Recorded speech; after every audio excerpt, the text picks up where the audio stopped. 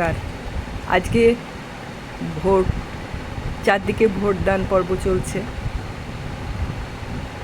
আমি যেহেতু লেখালেখি করি, একটু লিখতে ইচ্ছে হলো, আর আমি রাষ্ট্রবিজ্ঞানের ছাত্রী, সেই হিসেবে একটুখানি লেখার চেষ্টা করলাম আর কি।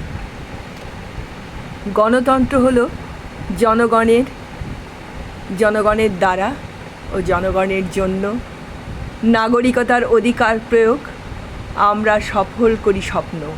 ভোটদান হলো আমাদের সেই নাগরিক অধিকার, যা দিয়ে আমরা গড়ব সফল গণতান্ত্রিক মঞ্চের, করব নতুন পথের সঞ্চার। বার্তা আসবে সফলতা, নয় হিংসা, নয় দাঙ্গা, নয় কোনো বিভাজন। দেশ গড়ার কাজে এগোতে হবে দিয়ে মন প্রাণ।